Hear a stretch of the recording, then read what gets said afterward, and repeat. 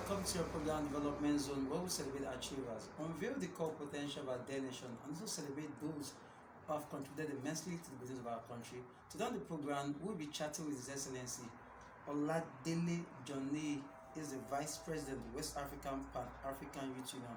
He'll be unveiling to us all the achievements so far under his leadership as the Vice President of this great union, and all what they have done so far to enhance and unite the nation youth. Sit back, relax, I'll be right back. You rightly introduced is Oladele Nihi, Vice President West Africa Pan-African Youth Union.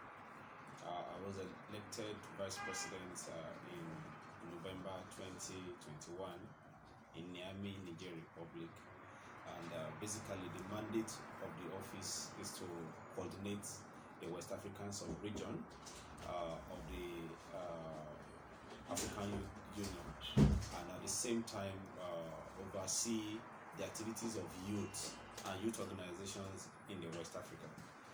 Also very important is the fact that I also act as vice to the president of the union, Pan-African Youth Union, in person of Mr. Diala from Burkina Faso. So that is basically the mandate of the office. Assist the president in his absentia or on any delegation that he deemed fit, but most importantly, oversee the activities of youth and youth organizations in West Africa. Thank you. Judging by my CV, right from the university days, I was one time departmental president of my department, Department of Political Science, and later became the vice president of the student union government. And immediately after my service, I contested to be the chairman of youth in Kogi State, which I emerged, and thereafter became the president of youth in Nigeria under the National Youth Council of Nigeria. So asking what have I done, even before my election as vice president, I was also appointed by the immediate past president of the union, Pan-African Youth Union, in person of Senator Francine Muyumba, who is currently a senator in Democratic Republic of Congo, as Commissioner for Youth Political Participation in Africa. So basically, in the last 7 years, I have been in the advocacy for youth involvement in governance, youth participation in politics, and Africa in general has been a place where we've been going around sensitizing youth on the need to get involved, because if Africa must catch up with the rest of the world, the youth potential must actually be tapped, and in tapping the youth potential, the youth must also be on the table. So in Nigeria, basically, even before my election, I was also part of those who agitated for the passage of the Not Too Young to Run bill, and when the bill was signed to law in 2018 by the president, we were also part of those who made sure that youths take advantage of that and begin to get involved in politics. And that is why in 2019 we were able to achieve some level of success. The Speaker of Plateau State was 33, Speaker of Kwara State was 32, Speaker of Oyo State was 33. These are some of the achievements we were able to achieve in sensitizing our young ones that enough of sitting on social media and ranting, enough of just being used as thugs to win election. It is now time for us to also take over the driver's seat of this nation, Nigeria, and not just Nigeria, but even the continent of Africa. So basically, I've been in the advocacy for youth involvement in governance, youth involvement in politics, and I think we have achieved a lot of successes. And as we move into 2023 general election in Nigeria, it's also believed and hoped that the successes we recorded will be consolidated by having more young people at various strata of government. The National Youth Council of Nigeria is actually a platform that I rose through to getting where I am today. So obviously, such a beautiful platform cannot be left behind. And in my activities, just like I said, the mandate is to coordinate youth and youth organizations in the continent of Africa, but basically targeting the West African region. So obviously, the collaboration with youth organizations such as the National Youth Council of Nigeria, the Nigerian Youth Parliament, other ethnic youth organizations like Odua Youth Council, like the Arewa Consultative Youth Forum, like the Ndibo Youth Organization. These are organizations that we are working hand in hand to make sure that we are able to assist the leadership of these various youth organizations in achieving their mandate, and also working hand in hand with them in order to be able to manage the affairs of youth in the country. I would say it's part of the developments in our campaign for you to get involved. You know, after the various political parties' primary election, we're left with options that are on the table. And as of today, we have, you can say we have 4 major political party candidates who are vying for president. We will talk about the ruling party, the All Progressive Congress, fielding Senator Ahmed Bola Tinubu. We'll talk about the main opposition party, PDP, fielding the former Vice President Atiku Abubakar. We'll also talk about Labour Party, where we have Peter Obi, and we'll also be talking about the NNPP, where we have Senator Kwankwaso. So these we can say are the 4 major parties or 4 major options that are put before us. And I'm not surprised that most of the youth, especially those on social media, are rallying around Peter Obi, because among these 4, Peter Obi seems to be the youngest. Peter Obi is 60 years, Kwankwaso is 65 years, Tinubu is 70 years, and Atiku is 75. So looking at it holistically, for you to know that I have taken in-depth study of what is happening, I know one can say maybe the Nigerian youth feel more at home with the younger candidate amongst these 4. But that notwithstanding, before now I have been an advocate of saying we don't wait until we are given options. We have to get involved right from the party structure. And that is why even when the various political parties were having their congresses, I was in the advocacy for youth to contest and get involved in the party structures. Because if you don't get involved in the party structure, we don't have independent candidacy in Nigeria. So you only be left with options of the candidates that the political party are throwing up. So maybe if we had gotten more involved than we did in the last few months, we would have been able to produce one of our own as a youth who would be at least something very close to us and not the options of 60. So answering your question directly, I will say that it's a step in the right direction, having young people looking at the 4 main political parties and candidates and going for the younger ones, for the youngest of the 4. But what is important is that we must take the campaign off social media and go to the grassroots. It's not just enough to be on social media saying you are supporting a candidate. Are you having your PVC? Are you going to vote on the day of election? And are you going to monitor your vote to make sure it counts? And are you also going to not just making sure that your votes count, but even after the announcement of the election and the winner is declared, are you still going to be responsible in taking charge and monitoring whoever emerges as a president of the Federal Republic of Nigeria?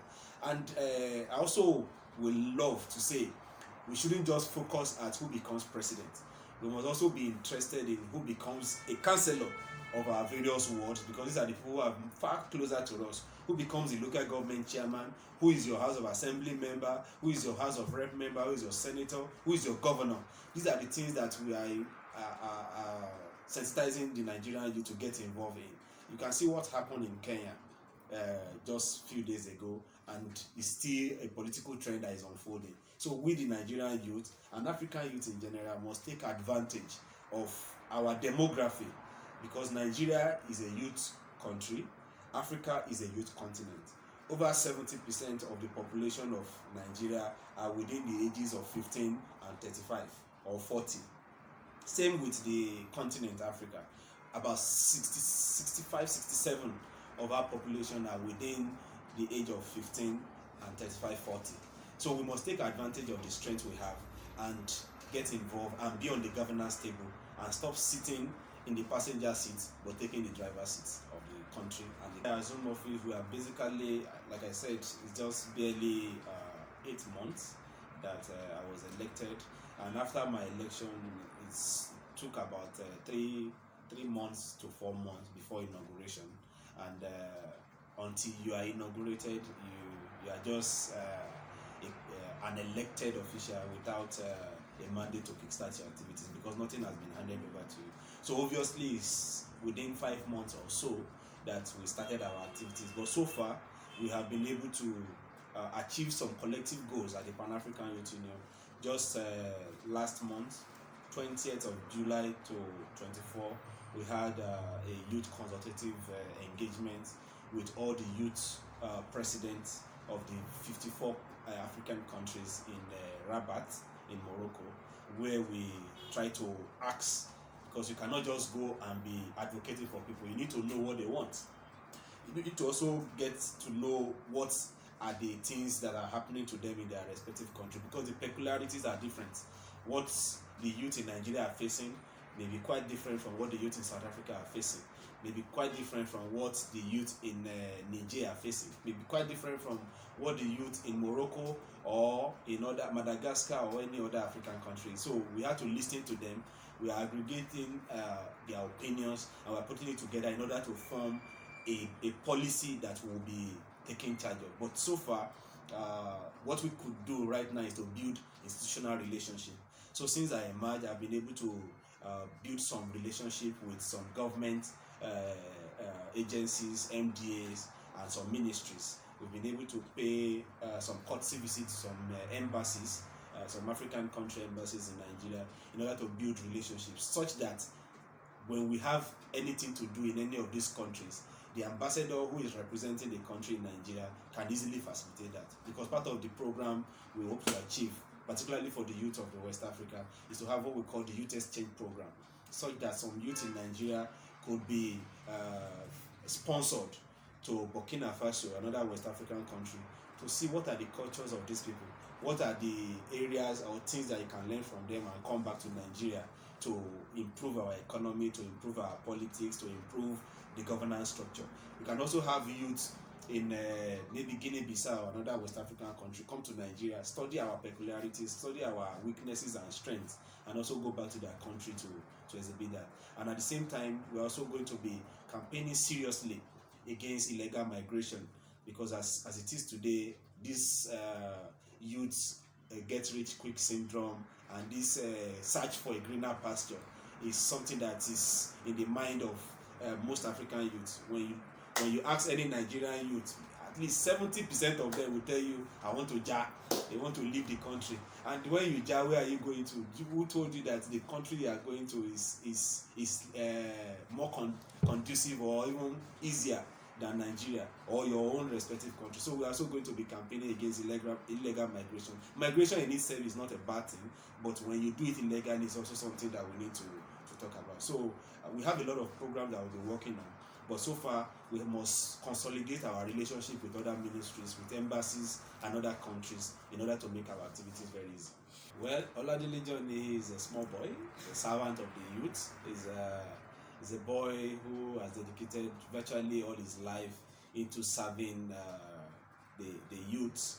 Starting from, like I said, starting from my school days, I've always been an advocate for youth leadership, student leadership.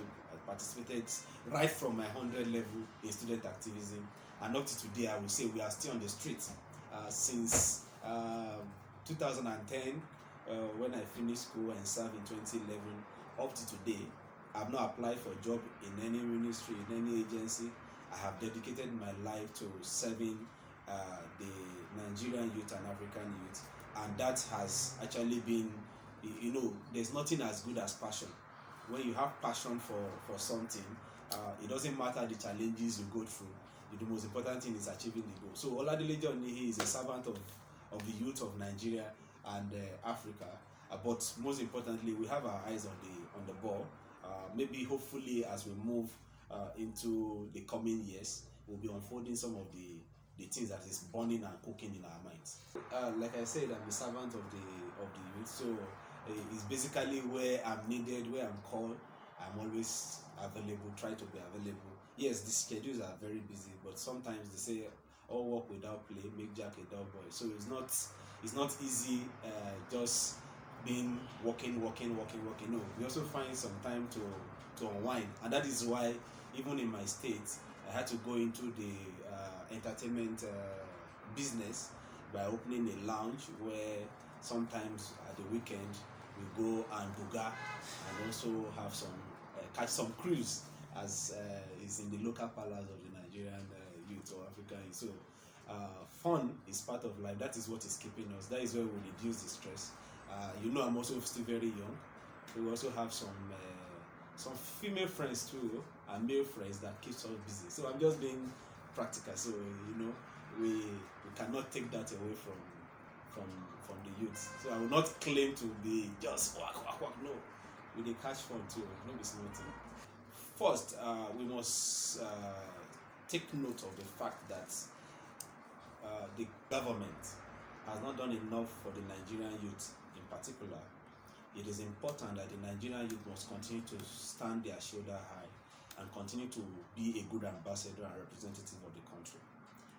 If you look at the insecurity problem we are facing today, I often get very saddened when discovering that over 78%, going to 80% of those who are involved in this dastardly act are young people who are involved in the kidnapping, who are involved in the banditry, who are involved even in Boko Haram, pipeline bunkering, armed robbery and all that.